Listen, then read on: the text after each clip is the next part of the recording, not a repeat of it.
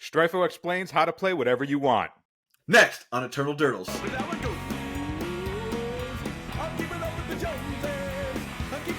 Hello and welcome to Eternal Durdles. I'm your host, Zach Clark, and with me as always, Phil Bleckman. Phil, how's it going? Bro, I'm just going to take it and flea flicker it right over. STRYFO, what's up, dude? Not much. It's vaguely early in the morning and allergies are beating me up, but I'm excited to talk about some Magic.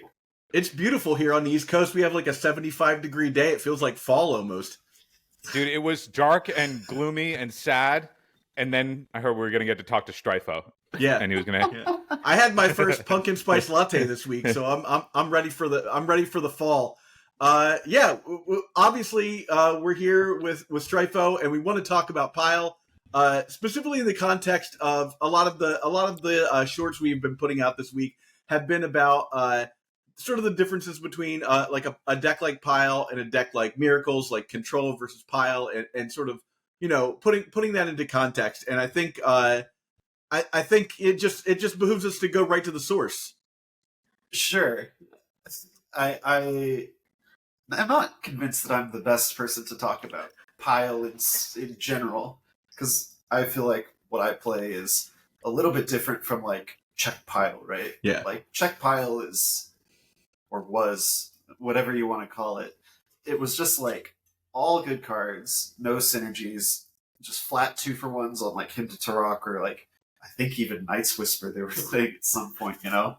It's making a resurgence. Night's Whisper's coming back. I dig Night's Whisper. I like it. But like what I'm doing is a lot more synergy and engine based, and you know, takes time to like do the thing. But for whatever reason, people called the deck STRYFO Pile, and it kind of stuck. Even though I am of the belief it's a little bit of a misnomer. So for people that don't know, STRYFO, how would you explain, if you were to explain your deck to somebody who's just coming into the format for the first time, has never heard of us and our gimmicks, and so it's a super slow deck. The curve basically starts at 2, and you're trying to set up Dak Faden, Uro, Minskaboo, just like, you know, very efficient engines, kind of, rather than you know, using efficient, like, I'm gonna kill you right now cards like Dragon's Wrath Channeler, Death Shadow, Murktide Region, etc., etc. And for a long time, I feel like if anybody were to say, "Oh, do you play STRYFO Pile?" it is presumed that the backbone engine of the build has been Dak Faden, of course. That's like that's the card that I think most people, at least in the community, at least associate you with, for sure. I think so too. And then that it's played along the Punishing Fire mechanic with Grove of the Burn Willows as a way to recoup cards and things like that. Is Punishing Fire still where you think the format is, or has Legacy moved on from that? Right now, I think Punishing Fire is super good. It was before Lord of the Rings. Punishing Fire was pretty medium. It didn't do a lot, but I mean, also we were in like an initiative meta, and you know, it was a very different format. But with everyone trying to play 2-mana 1/1s, like Punishing Fire's pretty good. I mean, on 2-mana 1/1s, you had a very, very good tournament finish recently, where you were pairing some 2-mana 1/1s with your Dak Fadens pretty well. You want to tell us a little bit of the biggest blowouts that you had casting Orcish Bowmasters with? I got to play in a couple of paper events recently, and in one of them, which I think was a camera match, I ended up with 2 Orcish Bowmasters in play and 2 Dak activations. So what's that? That's 8 triggers. Wipe the board of a Cradle Control player, and more recently, not on camera, I got to do something similar and kill 3 Mother of Runes and a Thalia. And when that happens, the game usually ends. It seems like a reasonable take for that. Yeah. It seems like the reasonable outcome. Yeah. And like, you'll hear me saying, or see me writing all the time that I don't think Bowmasters is a problem, but like if it turns out that everyone else is just doing it wrong, and the right thing to do is to be playing it alongside Dak Faden, I'll eat my words and I'll say I was wrong. That's fair. Dak Faden target you for the kill is very Grixis Thievesian of old. Oh yeah. I love Notion Thief. I love getting to draw my extra cards, but like having it affect the board and the clock significantly is really good. Because it ends up being like 4 damage between the trigger for damage and the +1/+1 counters. Yeah, it seems like that's a fair trade-off for the selection you're offering your opponent there. Is like, I have a 4/4, or I have like a 3/3 or whatever, and then like on top of that, you're taking 2 damage. Yeah. Well, also, the selection is around your diversified threats. You have a small creature with a relevant piece of text on it that they have to care about, a large body now that they have to care about, and Dak, which is still the engine of what's going on the table. Oh yeah. What is the post LOTR world? What would you say is like the backbone of like the non-negotiables in your view of STRYFO pile? You're sleeving it up. You're going to a tournament. These cards are non-negotiable. I'm playing 4 Dax and 4 Uros right now. I think Uro, like,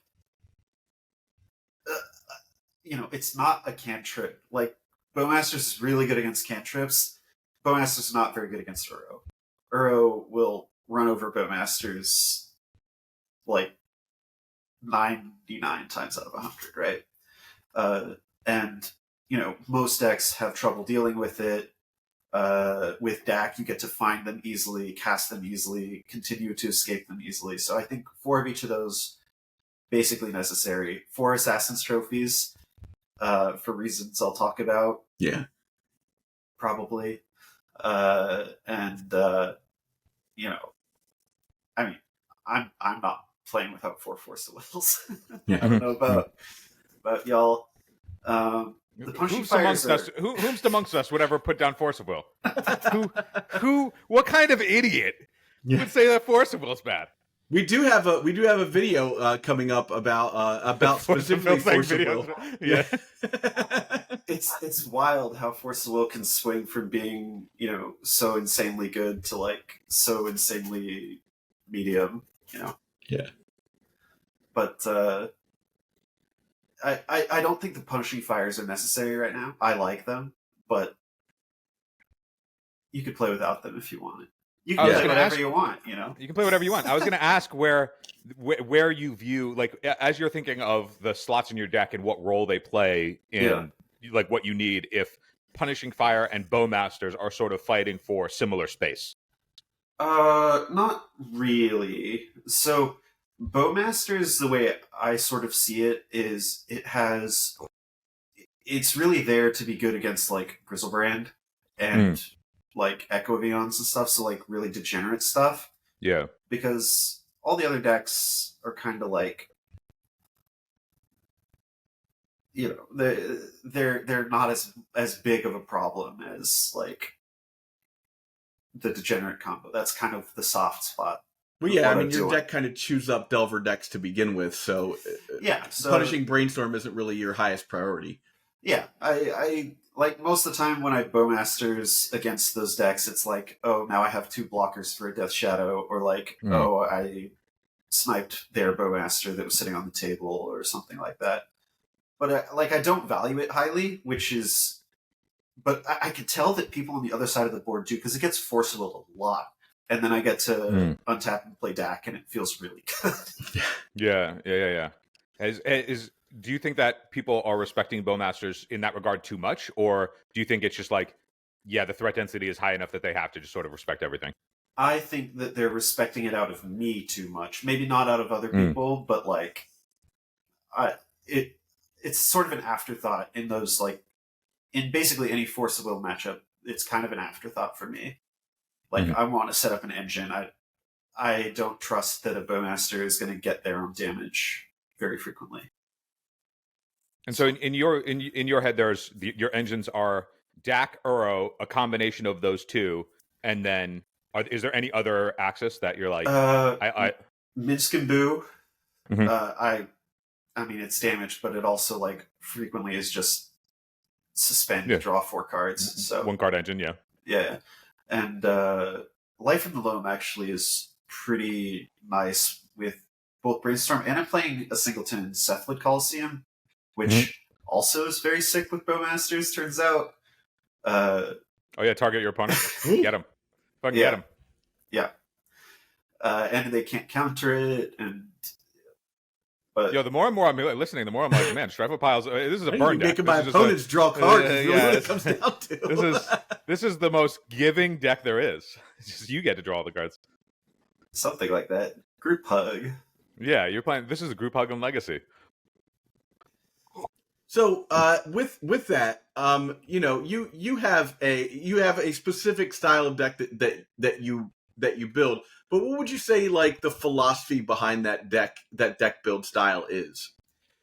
Yeah, so when I'm building, what I would call a control deck, I am just trying to spend my mana better than my opponent in some way. Oh, I love that. Right? Yeah. Like the STRYFO pile deck in particular is all about spending more mana in an efficient way, right? Like, I'm not playing like crazy old Nick Fit stuff, right? I'm playing, 3, 4 mana things, but like I'm paying 2 mana for a shock because I can rebuy it if I have a lot of mana. Or like I'm playing Life from the Loam, and like I want to be hitting a ton of land drops and just playing more spells than my opponent does. And a lot of the time it works out when if I get to the point where I've got 5, 6 lands in play, I might end the game with 10, but I'm going to end the game most of the time from there. When you play your deck, what are so you obviously you have some amount of respect you have to have for the degenerate decks. Every deck does, because they end the game super fast. What are the decks currently in the format that are popular that you feel like you don't need to respect? Let me take a look at the metagame. So on the Goldfish metagame, I don't feel like I need to respect Grixis Tempo. I don't feel like I need to respect Death Shadow. I don't feel like I need to respect lands. Painter's probably the first one where I feel like I need to respect what they're doing, because they've got tons of blasts, like a fast kill, and they've got Blood Moons sometimes. I think that's an interesting point. That you don't feel that you need to respect Grixis Tempo or Shadow. Could you tell us why those 2 decks in particular that you don't feel you need to worry about them? So I don't feel like I need to worry about them any more than I already do. So I'm playing 3 Carpet of Flowers, and just a ton of removal, and both of those decks feel to me as though they've slowed down significantly since the addition of Bowmasters. Maybe not in like appearance, but like the way that they have to play, because they want to be playing this sort of like Bowmasters. It's a weak threat if it doesn't hit a cantrip, right? Yeah, I'm not playing very many cantrips, so like, and they also know that I'm playing Bowmasters and a bunch of removals, so they don't want to like necessarily even deploy it on 2. Maybe they want to wait a little longer, and that waiting game really, really, really favors me. Yeah, like I don't have hard data, just sort of feeling from the last, or basically since Lord of the Rings came out, but like I have been absolutely just running over the Bowmaster decks, like all of them. So I'm just not worried. I don't know if it's a play pattern thing or like or what exactly it is, but they just feel a lot weaker to me than, like, for example, Expressive Iteration Blue-Red. Yeah, like that deck was just way stronger. I'd go out on a limb and say it is a play pattern thing for you, because I feel like someone like me who doesn't have a lot of reps with a deck like that is going to do the thing that you're not supposed to do, which is like slam boo, draw 4 cards, just get immediately punished by a Bowmaster, or like I'll DAC myself and get punished by a Bowmaster. Like, better than to do that sort of stuff. I think that the average player picking up this deck is going to run into those mistakes, at least in the beginning of learning to play the deck. I think you're right. I notice whenever I see other people playing the deck, the decision trees that people go down are very different from the ones that I tend to go down. But also, I've played the deck 5,000 times or whatever. Yeah. And they've not. Is there like an opening basics heuristic that you would be like, I see a lot of that you notice, like a lot of people when they pick up STRYFO pile, that they're like, oh, I see this mistake routinely when they're playing? Is that like the way that they fetch, or like is there a mana sequencing that you're like, yeah, like when I think of miracles, for the most part, depending on like my flex slots in my head, I'm like, I'm fetching blue white blue blue, or blue white white blue. Like that's usually like the sequencing based on like if I'm playing unexpectedly option or whatever. So like in my head, I'm like, if I have to fetch a planes on one, that's going to be really uncomfortable for me. You know what I mean? Yeah. I recently cut all of the basics from my deck, which has some pros and cons. I like the mana better, but Blood Moon and all that. But I do think that you're touching on the right thing. Is like getting your mana under you is like the most important thing you can do with this deck, and you need to be cognizant of like a lot of different things. Like, am I going to want to cast 2 black spells, like a Drown in the Lock and a Trophy on 4, or something like that? Or like, how many Punishing Fires am I going to want to be able to cast as we go into the mid game? Like, do I want 2 red sources or just 1? Or like, how many green sources do I need to cast Uro? And like, I don't think there's an easy heuristic, because every single game just plays out a little bit differently, and you need to know like which of those things are important. And so like, you kind of have to do it on the fly.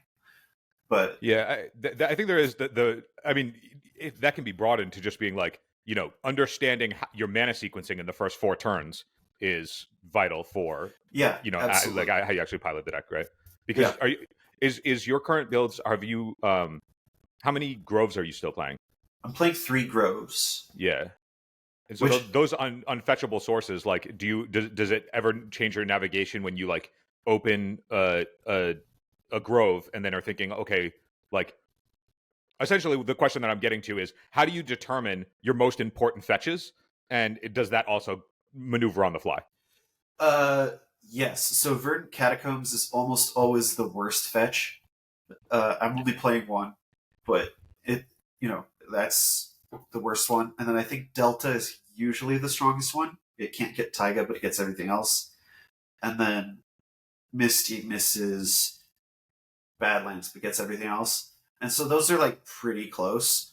And if you have a Grove, you usually will prefer Polluted Delta as your strongest one, because you have the unfetchable Taiga already, so you probably don't need to fetch the Taiga. So just things like this. Yeah, I was going to ask how you balance on the combination of blue-black for Drown in the Lock, and then green-black for Assassin's Trophy, and then navigating. Okay, it's like, yeah, I have a Grove, so I'm an additional turn cycle away from Drown in the Lock, but I need to get a black source. But my black source can't also necessarily be my blue source, because I need blue and black for Drown in the Lock. I mean, I know that you've thought about these patterns 1,000 times, but like, as navigating for somebody learning, like, how do you go about like, okay, I open on Grove, I probably just don't. If I don't know what I'm playing against, I don't like to open on Grove very often. Yeah. Now, some decks, it's great. Death Shadow, tapping it every turn to gain them life is really. Zach, how does that make you feel? I hate that. How do you feel, Zach? How does that, Zach? How do you feel about that? Do you feel good about that, Zach? Zach, does that make you feel good? Do you feel good, Zach? No. No. Zach, you go, sir. But yeah, that's a very real thing. Like, if you're on the draw, it's a little easier to make those decisions, because you now have some information, like what is your opponent doing. But like, most of the time, you want to lead on an uncracked fetch so that you have a whole bunch of options open to you going into turn 2. It's funny. This is a heuristic that I never have to really. I haven't had to think about since I played like Gifts Ungiven. That was like, all 4 everything but red in like Modern. Yeah. When I'm trying to think about what land do I want to fetch here or there, because I generally only play 2 and 3 color decks. Sometimes I'm playing 8 cast, and I'm not even worried about colors so much.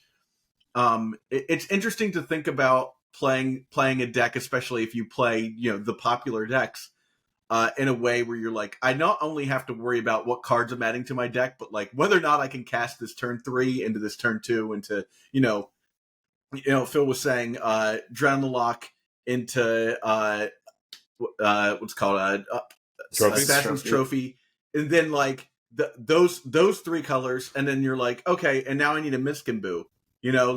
So that all plays out in ways that if you aren't super knowledgeable about what the play patterns of your opponent are, your mana base, and what you want to be doing 2-3 turns ahead of time, can really punish you. Yeah, and that's actually something that people should be thinking about in deck building. Like, people talk about a mana base as being good or bad, and they just look at the lands. But really, like, the mana base doesn't make sense outside the context of what are your spells. Exactly. So, like, if you put easier to cast spells in your deck, your mana base is better, right? Because it's that relationship between the two that's really important. Yeah, and like color density and things like that. Like, I mean, how long have you just noticed over time? You're like, I am losing too much to myself by having basics in my deck, and so I'm just going to move away from basics and fight over mix around my numbers to fight over things like Blood Moon or whatever, in order to like make it so that the rest of the time I'm more streamlined and not so I don't have a fail rate in my mana base. Yeah, that's basically what it was. Is I was so tired of like drawing basic island, and the forest was actually okay, but like I wanted another red source. Mm-hmm. But like drawing basic island just felt so bad, so I cut it. you and I then have a similar experience when the more and more Mystic Sanctuaries that I've added to my deck. I was like, well, I in my head I'm like, Mystic Sanctuary is a blue card. It's I need 3 islands in my deck because I the very basic foundation of like how many pips is like your most pipped card. Make sure that you have the basics to cast that card, so if you ever are Blood Moon or whatever, you can still function. And so in my head, it was always a blue card. And the more and more that I would have like a bunch of islands plus a bunch of Mystic Sanctuaries in my deck, and my opponent gets to wasteland 1 Tundra, I'm like, all right, well, I guess I just don't play the game now. And I was like, this is how is a wasteland destroying my clean mana base? This is terrible. So I was the same way, and I moved further away from basics and just played a heavier Tundra build. Yeah, and a bunch of people always ask me like, how do you beat wasteland? I'm like, wasteland is not the problem. You need to fetch. Yeah, and you have correctly. Life from the Loam and stuff. Yeah, like you're not worried about wasteland. I'm playing 22 lands, which I think is more than most control decks in the format. And like, I mean, Blood Moon, that's a problem. that card's a problem, but not so much wasteland.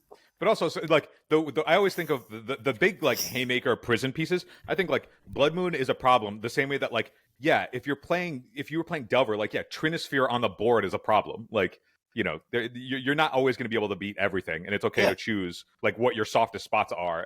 And then if the mega game ends up being like 80% Blood Moon, it's like, okay, maybe you throw some basics back in your deck. You're like you have the flexibility.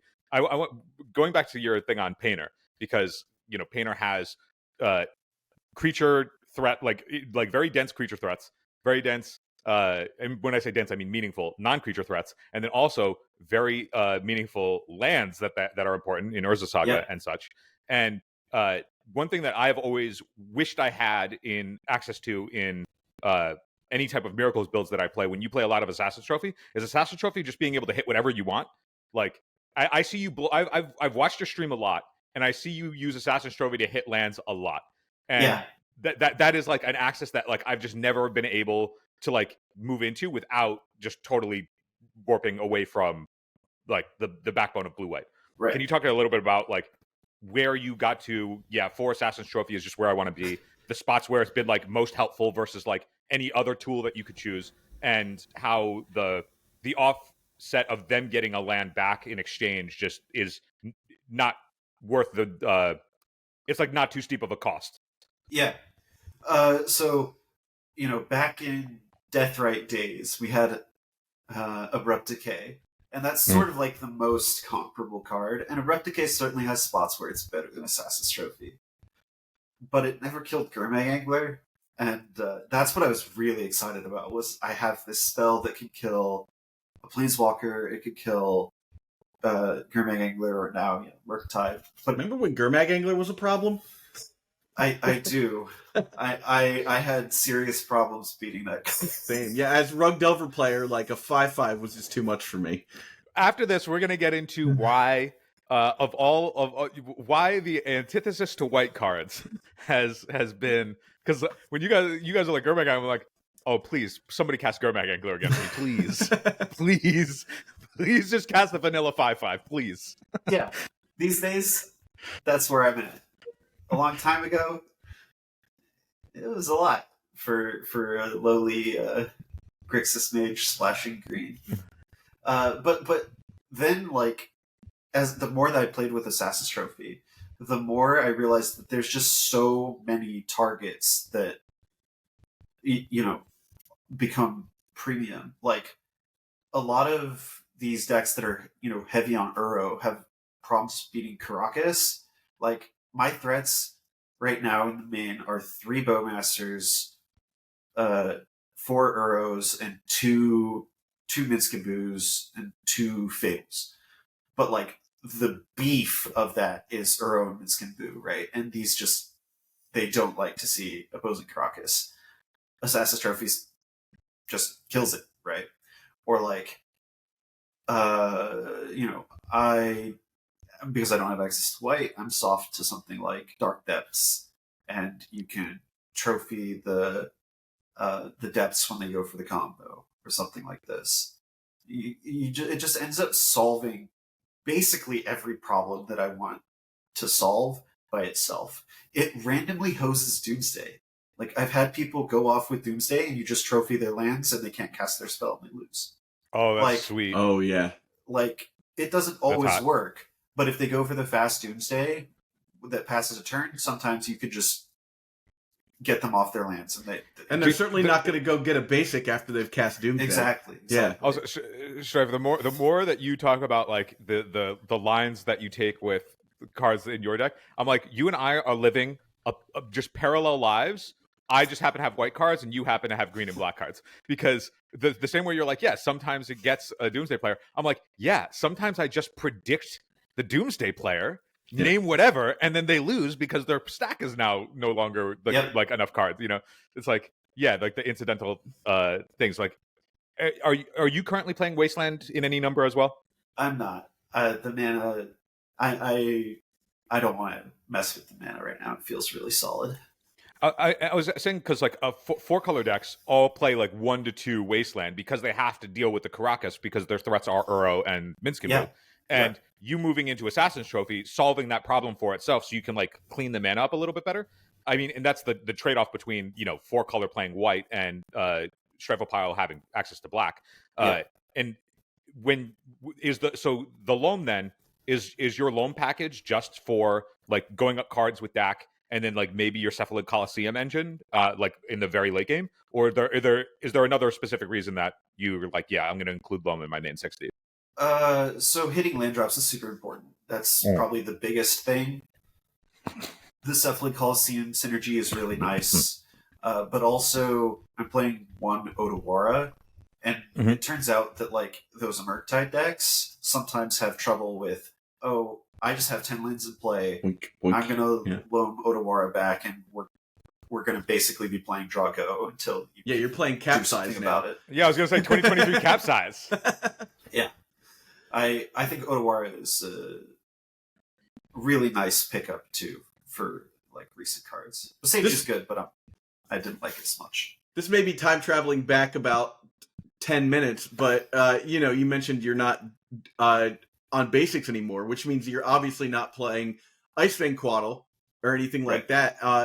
When do you think the switch from Icefang Quaddle in that deck kind of moved on? So I reluctantly played Icefang Quaddle in the Yorion versions. It took some people a while to convince me that I should be playing Yorion, but Astrolabe was really good. So, and it's sort of like, you couldn't build that deck with Astrolabe without going up to 80 cards, in my opinion. And so it was sort of like, well, we get to play Astrolabe, we may as well, be playing Ice Fang Kodal as well, because it's also good with Yorion. Yeah. But once Astrolabe got banned, I felt like there was no reason to try to play that many basics and Kodals. Yeah, I tried it a couple times, but I remember looking at, like, I think Anurag was doing a cast with you where he was playing the, like, I want to say it was still Yurion in the deck, but obviously, Astrolabe had been banned for some time at that point. Yeah, we're gonna get into some heat. All right. All right. Tell me why Ponder's bad. I don't think I've ever said Ponder is bad. No, I know that you never said Ponder is bad. It just appears that way in my deck building, right? You are the premier person in my head that that moved away from 4 Ponder and then still consistently found success. That I was like, okay, well, there's no way he's wrong because his results are good, but at the same time, like, anything less than 4 Ponder just always jumps out to me as like, which may be, what's the Stockholm syndrome? Is that what I'm thinking of? It's like I can't not have it by your Ponders. Yeah, exactly. Yeah, it's like I free me from my shackles, dude. Tell me why. Like, how did you get to less Ponders? Like, Ponders are kind of boring, and I wanted to play fun cards. Dude, please, no! Don't tell me that you cut Ponder because you were like, I want to do cool shit. No, you gotta tell me. You gotta tell me, Phil. I did 10,000 years of data, and I found that the 4th Ponder just wasn't. So first of all, no one can simulate this game. This game is too complicated. Right? Yeah. Like, really, it is.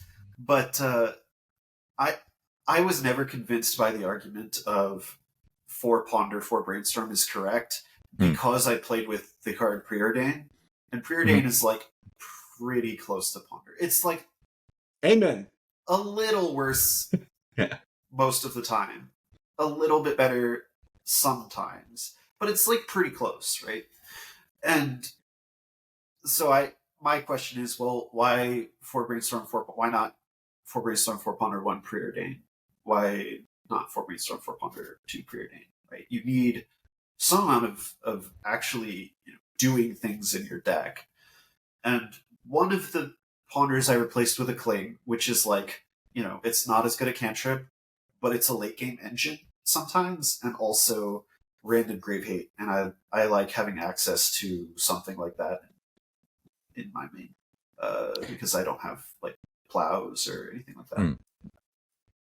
Yeah, being able to interact. I mean, there have been like times where I've thought about like, I'm just going to play, any of like the artifact cantrip style effects that just like hit the graveyard, just to like have somewhere in your deck to have access to that. Because if a game is going long and there's some kind of recursive engine, like, I totally feel you on that. I was thinking about how important your fetches and your sequencing are to make sure that you hit your colors. Yeah. Also being like in a very densely pipped 4-color deck, that if the move away from Ponder also had to do something with lightening up the density, like the pressure on your fetches. Because if you Ponder and find that you are like, I want one of these cards and not the other two, but now I have to fetch, but I don't necessarily know what colors to get with my fetch, if that had like informed your move away from Ponder a little bit as well. So part of it actually is that I think part of the problem with Wasteland is if they waste you off of like too many duels, like those colors become more difficult to fetch. And if you're only playing like 20 lands, which is like more normal, I think, and then the 4 Ponders, then that exacerbates that problem. And Ponder is, in my opinion, usually there to like fix your mana a little bit. And my reasoning was like, let's just fix the mana by, playing more lands and doing it that way. That way we're a little less soft Wasteland. And also, like, you have to mulligan a little bit less. And cantrips are also worse when the curve of the deck basically starts at 2, right? Like, because in Delver, right, they can cantrip and then they can play a spell. Or, like, in blue white you can cantrip and then you can plow like really easily. But like if I cantrip, the only spells that I'm casting if I'm on 2 mana is another cantrip or my 1 lightning bolt. Like, oh yeah, that's actually really interesting. The idea that your cantrips actually virtually cost more if you don't then convert the rest of the mana in that turn. exactly. Yeah, that makes a lot of sense. It's similar when anytime I would watch somebody play Miracles and I would see them want to like brainstorm end step to like stack a terminus so that they can then terminus. But I'm like, if your entire like if you spend your turn 3 and you cast brainstorm, don't use your 2 mana and then terminus and then play something and pass. That terminus like effectively cost you 3+ mana, not 1 mana, because you're the opportunity cost in order to do it was heavier than it actually being leveraged for the whole point that it's in the deck for. So that actually that's really potent. That makes a lot of sense to me. I never thought about that for Pile. That's cool. Yeah, and I think I haven't played much of the like good stuff piles, but I imagine it's sort of similar because they play a lot of 2s and 3s and stuff. Mm-hmm. They usually play a little more on 1 than I do these days still, but not as much as like Delver or Blue White usually. Mm-hmm. Is there for the flex slots? Is there a reason that like is Drown in the Lock just like a good enough flex spell that like it's better than like is Drown in the Lock like something that you're thinking like that versus any other subsect of cards, or is it just because it's relevant for your blue count and it is also a nice flexible spell for both? I think fighting on the stack end. I think that card is so good. So this is another difference between like blue white and what I'm doing is like, you know, blue white you have like 4 plows. I don't know how many prismatic endings you'd be playing these days, but some number. It varies, yeah. You know, 2 to 4 of those. And I also hate prismatic ending for the record. Like I hate it. I also hate it. Yeah. I think Chalice of the Void is really awesome. And I think that it should be harder to kill. Yeah. I agree that Chalice of the Void. I mean, we should all just be playing Chalice. Like, just start removing our 1-drops for sure. Yeah. It's prismatic ending. Like, I hate prismatic ending. A, because it's a sorcery, and that like goes against who I am, you know, spiritually. Yeah. And then also the fact that like every time you like trade with anything that's more than 2 mana, like if you hit a 3 mana permanent with your prismatic ending, that 3 mana thing that they did already converted them so much value that then you spend your turn prismatic ending and you're like, all right, well, I dealt with a thing and I'm 0% to win this game. You know, it's like, yeah. But like these cards are very very efficient, but they're also very very specific, right? But what I really like about the 4 trophy and the 2 drowns is that they're a little bit less efficient, sure, but they're so general. Like, I almost never have to cut either of those cards in sideboarding because they both are good in almost every matchup. And that opens up deck building slots both in the main and the side for, like, war engines, more high-impact spells. Like, so I think that's really what I like about playing the drowns and the trophies is they're so flexible that they let the rest of your deck, like, you know, be much stronger.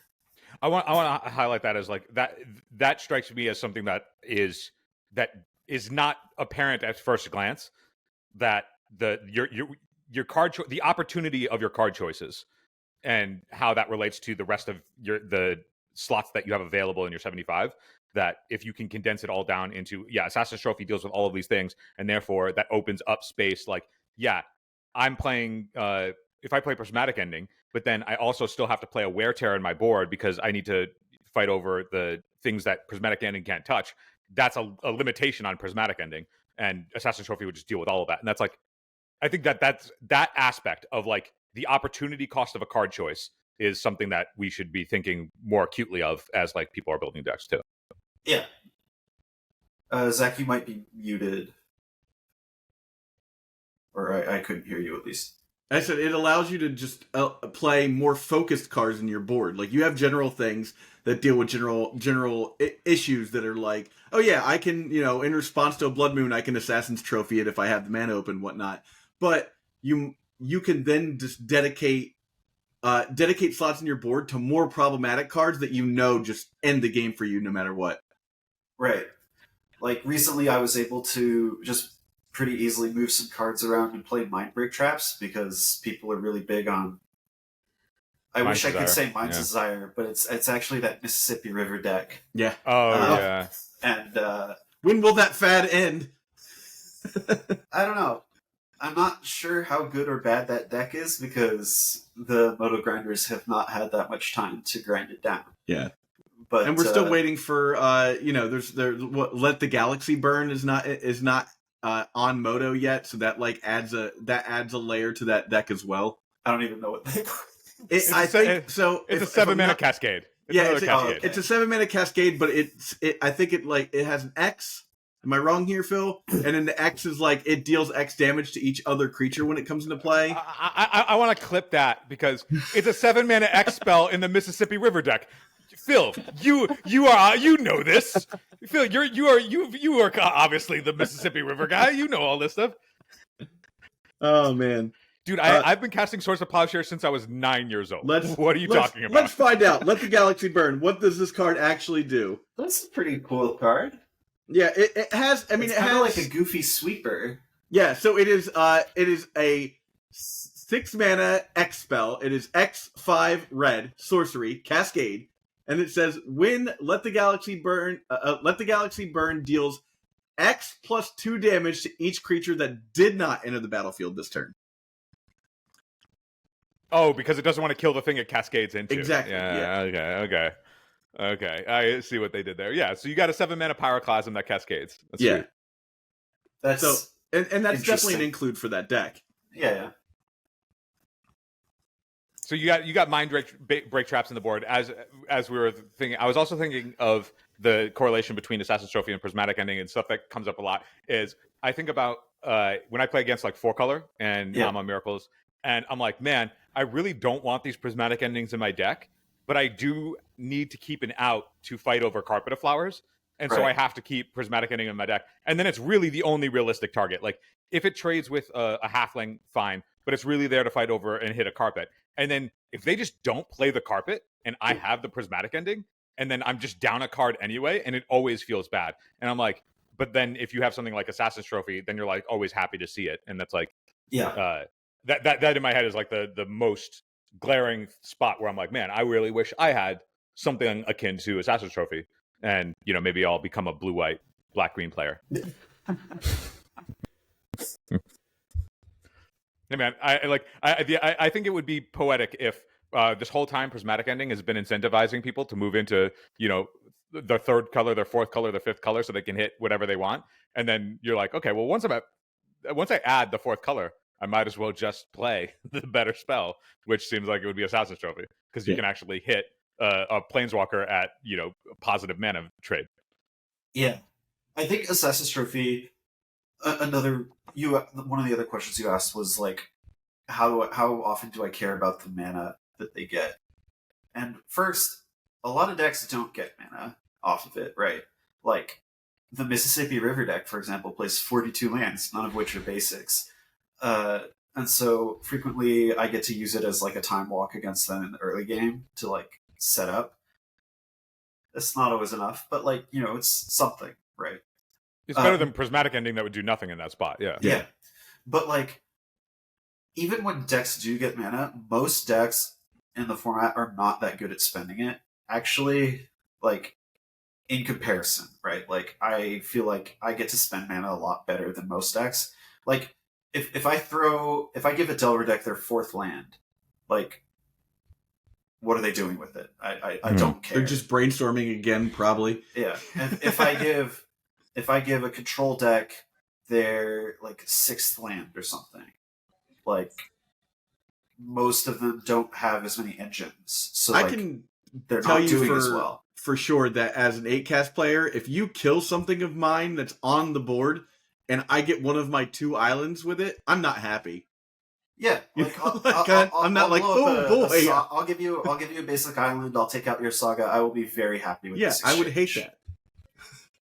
I get, it's also like I'm thinking too that the difference between when you besage something and get to search for any land versus getting a basic land is very different. And I'm like conditioned now that when somebody besages me, that I'm like, yeah, cool, I'm going to get a Mystic Sanctuary and blow you out.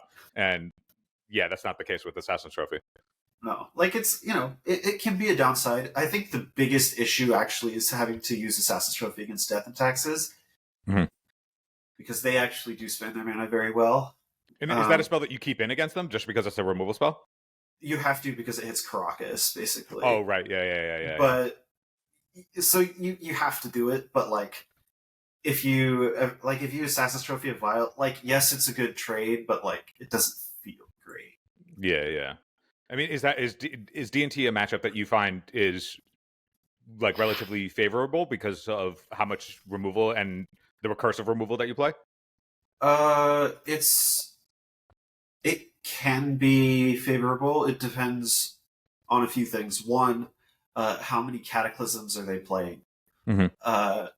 Most of the 80 card builds moved away from Cataclysm, but oh boy, when they get you with Cataclysm, they get you good. Yeah, that seems terrible. So I actually keep in all my forces in that matchup because I'm never beating a Resolved Cataclysm almost ever. Yeah. We were talking about Force of Will, like where people were asking about how you determine whether or not you're supposed to board Force of Will out in a matchup, and the place where I'm currently at. And tell me if you have a different idea of like how and when to board out forces. But in my head, I'm like, if I'm leaving forces in, I think about like the card in the text box that it's targeting. So like Force of Will, it's like I'm holding this for Cataclysm, nothing else matters unless there's like a critical point in the game and you recognize that juncture is important. Yeah. But like if I'm leaving it in, I'm going, this is for this card or these two cards or whatever, and everything else resolves. Yeah, I literally read Force of Will and 8 casts as like, okay, they're bringing in Meltdown, I have to keep this in. Target Meltdown, yeah.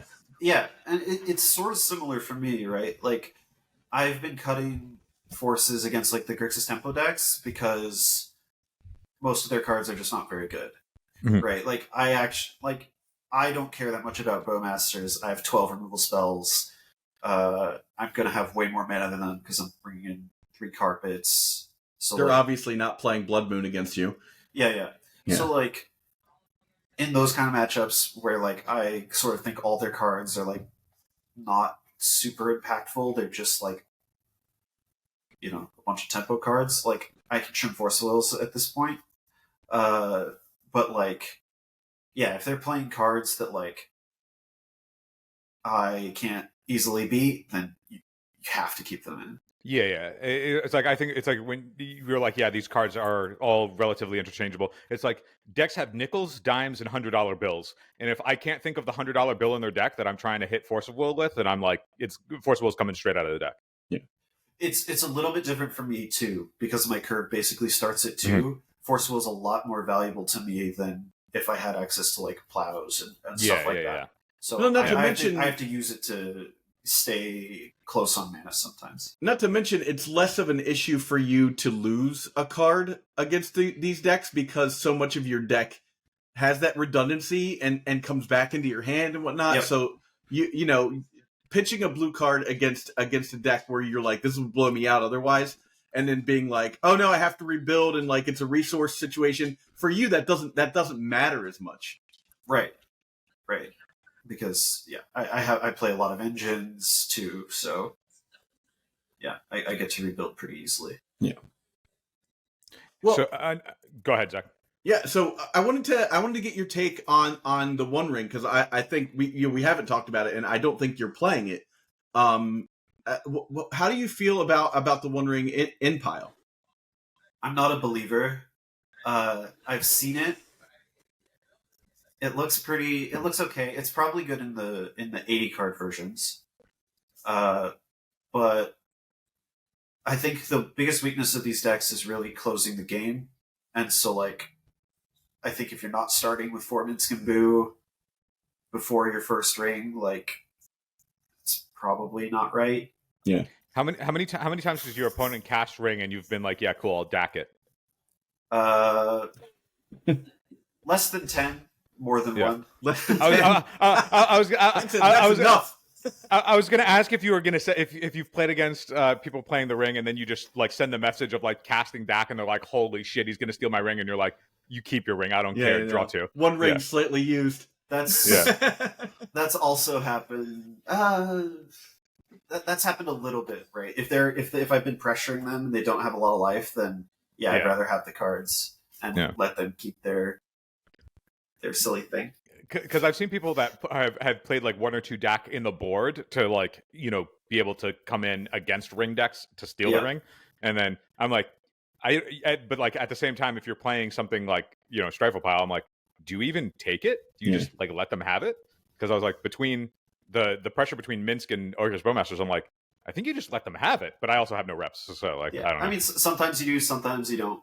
Yeah. If you're at 30 life for whatever reason, which has happened a few times, just take the ring and like. Yeah, have fun. Yeah. I'll draw 10 cards. Let's see what happens. I think my biggest realization in a post-ring world is just how completely okay it is to draw like more than one Minsk and Boo. You know, like I think that's the thing that is shed the most light on the format to me, is like it's completely fine to draw another Minsk and Boo, dome somebody for 4, draw 7 afterwards. Like it just seems like you'd rather just have that than like draw 1 card, then 2 cards, then 3 cards. Yeah, I think the protection is really cool.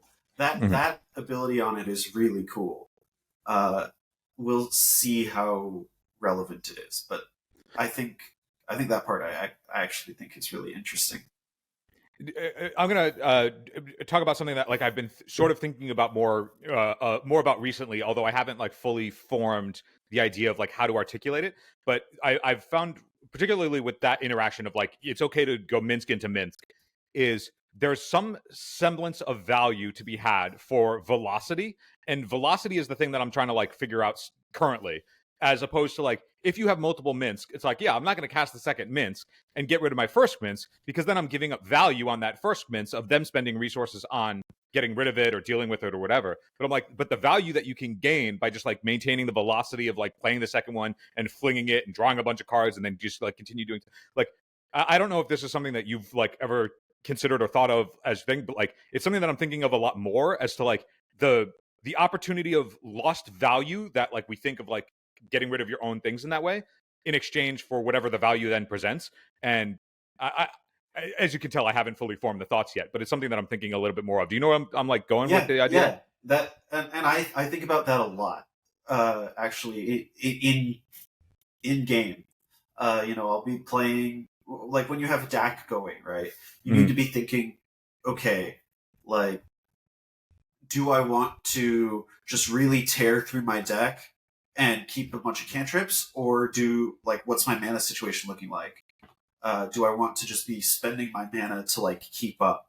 Like that trade-off of, do I keep tearing through my deck? Do I keep trying to slam haymakers, whatever, or do I just cast what I have and let the game progress a little bit and slow it down? And really, I mean, it's situational. but it's something to think about all the time, right? Yeah, it's just like I don't know what the terminology for it is, but it's something that I've noticed has come up more and more. And I'm excited to hear that like it's something that you've constantly thought about. I just like it's not something that I can think of like what do we call like where you're like, do I tear through my deck? What is that? The only thing that comes to mind for me is velocity, but I don't have like a definition as to like what that actually means and like how do you calibrate that. And I've been trying to like think through what that actually is to talk about it. But if anybody has thoughts on that, like let us know, because it's just something that I've been thinking about a lot more, and I just don't fully know how to grasp the idea yet. Yeah, I don't really have a word for what it is, but when you started describing it, it's like, oh yes, I know what you're talking about. Yeah, like burning, things that you might be able to wait on in exchange for. So this is actually something that really sort of got highlighted after war, I think. people started realizing, oh, there's all these powerful 3 and 4 drops, and so like normally you want to hold your brainstorms for a long time, but like maybe if what I really want to do is just cast my 3 drop on 3 and my 4 drop on 4, I want to just start burning through those really quick, and then let my 3 or 4 drop win the game, and then it doesn't matter that I don't have these brainstorms anymore because I'm winning. Yeah, You know, I think like, that determining when to just completely not need brainstorm anymore as you're playing through a match is one of the more important points of like inflection for for the storyline of that game. Yeah, it's essentially like calibrating the value of patience. Yeah, but like the opportunity cost of doing so is like, okay, yeah, it's like if I have the second Minsk and I'm ahead and I want to press the advantage, I can either play the second Minsk and dome them for another 4 and draw 4 cards, but even though I don't know what those 4 cards are, like the value of that is really dense, as opposed to like, or next turn I can like try and get them for 7 or make them interact in somehow, and like I still have the narrative. But I'm like, but if you still have the engine piece on the table, then I'm like, isn't the value just always draw the cards? Because like I mean, not always, but you know what I mean. Like I feel like I feel like I see the play pattern of people just sit on their thing and play like way more than would. I don't know. I need to like think about it more. But like the topic that we were talking about just made me be like, oh yeah, how do I? You know what I'm talking about? Anyway. Yeah, it's interesting stuff for sure. I want to know for what are the cards that are in your I think about through like on Moxfield now. I think of like the cards in considering. What are the considerations that aren't in your 75 that are just like on the cusp, always at the ready if you need them? Toxic Deluge, another Pernicious Steed, Fury. Oh my god, did I enjoy playing with Fury? I played that during the initiative era, and that card is very fun to cast both ways. Is it out right now because you don't have the red requisite? It's out right now because finding space is difficult, just in general. Yeah. And I don't think it's like super good like right now. Like it's okay, but people are moving away from a bunch of stuff with 1 toughness because of Bowmasters. Right. So like, it's good, but it's like the place that I really enjoyed it was just hard casting it against Blood Moon. And so I would bring in 4 Furies, and then I'd be like, okay, so I opened with 3 lands, a Fury, Forest blue card, and something else. Like, I'm not even gonna fight over Blood Moon probably this game. Like, I'm gonna just try to win with Furies or something. Yeah, that feels really good when you're like, opponent, please do the one thing you want to do. Yeah, like that. That always feels really good. Yeah, and most of the time, I think something that a lot of people who come to my deck from a blue control don't catch on in these prison matchups is like I don't care about Chalice. Like I play 7 1-drops. They're mostly cantrips. Dak could discard them. Like I'll live if they resolve a Chalice. And people fight over that card a lot, and I don't care. Is the use of Fable as the additional is Fable effectively with the discard? Is it just like your Dax 5 and 6? Like, would you play Dak 5 and 6 if you could? Probably not. Yeah. Fable's there because it makes treasures against Blood Moon, and that's a very real play pattern. So yeah, and it's also, I don't know if you play with Fable. It's really good too. It's really good. Like, yeah, it's just a very good card. It's a very good card. Turn the first chapter in my head. The first chapter always just reads create a Ragavan token or Ragavan token, and then pretty similar. Yeah. That's pretty like in my head. That's like, because for the most part when we had Ragavan in the format, I was like, yeah, you cast it, you make the treasure, unless the like top card that you hit is a cantrip and you're looking for something important, you just don't cast it. It's just there for the treasure, and that's great. Unless it's like some haymaker and you're like, yeah, play your fucking Minskin Boo. But otherwise, in my head, I'm like, yeah, the first chapter on Fable is just Ragavan. Yeah. It's a good comparison for sure. Well, as we wrap up, I wanted to ask you, we've got Wilds of Eldraine coming out. Is there anything from that set that looks interesting? I really like all those virtue enchantments. The one that have like some little spell and also like a giant enchantment. Like that's the kind of card that I just really like. I think I saw something the other day on Reddit. Someone was asking, like, how does an enchantment go on an adventure? That is a great question. But every one of them looks amazing. Like the black one, it's like 7 mana to like basically get like Oversold Cemetery, but the target comes into play. Yeah, which is just bonkers. But like, I think 7 mana is a lot. Yeah, but I think it's 2 mana to like -3/-3 something. Yeah, and you gain 2 life. Yeah. I am a huge fan of incidental life gain. I used to play Pulse of Mirasa. Yeah, like rest in peace. Uro's too good. Yeah, dude, you and I have just been living in the same world on 2 different timelines. Like, the idea, you and I are the only people that have been like, yeah, Pulse of Marasso, oh, that was so great. Like nobody else in the world, only you and I can like shake hands and be like, yeah, Pulse was great. I think only draft players from like 2015 are on the same page as you guys on that. Dude, I was playing Pulse of Mirasa when I was trying to make Jace Vryn's Prodigy work like a long time ago. I was like, oh yeah, Jace is sweet, and then you pulse it back, and like it's like if they fight over it, it doesn't matter because you just pulse and then pulse the life game. And in my head, I should have known that you were just like brainstorm effect, like thinking similar things. There, back in like Deathrite era, I think I was on my hottest streak ever. I was like top 80 the challenge like every other weekend or more frequently than that on Sundays. And I played against this person who, like, I had a Sylvan Library in play and like a Strix in my yard, and I was like trying to like figure out how to pulse the Strix back to block a Gurmag Angler. And in my draw step, they burned Surgical on the Strix in case I would have drawn one so that, I couldn't block them. And I got to pulse it. I got to pulse it back, gain the 6 life. Yes. So like that's already a time walk, and I got to play the Strix.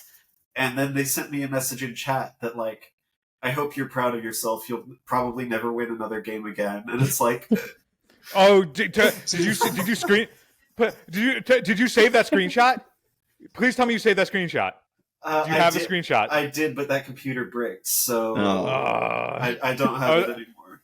I was like, if we have that screenshot, it's going on screen right now.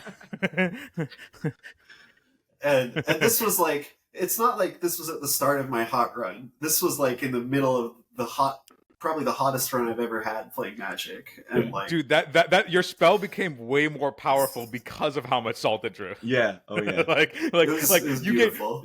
You gained 6 life, but really you gained a lifetime. Like that was delightful. Well, a little bit of cleanup. One, I wanted to thank our sponsor, Moxfield, so we have that going. Eternal Dirtles is proud to be sponsored by Moxfield. Moxfield is the best Magic the Gathering deck building website on the internet. You can create, share, and find decks from Commander to Legacy, and even fan-supported formats like Pre-Modern and Old School. You can see all of our decks on our Moxfield. Follow the links below to stay tuned. Beyond that, STRYFO, will you be at MagicCon Vegas? I know you're on that side of the world. I don't think so. No, I've got other things going on. That's fair. Well, we're gonna give away. We received a couple of free tickets to that. So we're gonna be giving away 1 ticket to someone that comments on this video. That will have to happen before August 25th. To get that. So if you're watching and you want to get a free ticket to MagicCon Vegas and you know you're going, please just comment like Vegas baby or something like that so that I know that you are interested in getting a free ticket, and we'll have a quick drawing for that because I don't want those to go to waste, and I know it's expensive to go to MagicCon Vegas to get tickets. So I'd like to the ticket's going to go to whoever has the best Pulse of Mirasa story. Share your best Pulse of Mirasa blowouts to win a trip to Vegas. Fair. Best of luck, chatters. I hope some of y'all have effectively countered an Infernal Tutor with Pulse before. Yeah. So do you have any other points you wanted to make before we cut it off this week? No, but thanks for having me on. Yeah, and total pleasure. Best of luck to all those listeners who decide, I want to try this crazy 4-color pile deck. Get your men under you. Yeah, it's been a pleasure having you. But please watch. I think it was from Buffalo Chicken Dip. Watch the game that STRYFO has on Pio, where he does the classic of play my Bowmasters, play Dak, target you. It's a delight. Yeah. Just for reference, it was Card Kingdom, the Jordan Isaac Memorial event. That's right. Beautiful tournament. Yeah. Awesome. Well, I guess that does it for us this week. Thanks for watching, everybody, and have a good one. Wizards of the Coast should do a lot more to keep furthering its IP, and if you want to see more on my thoughts about that, check out this video right here. It's going to be a blast. Thanks for watching, and have a wonderful day.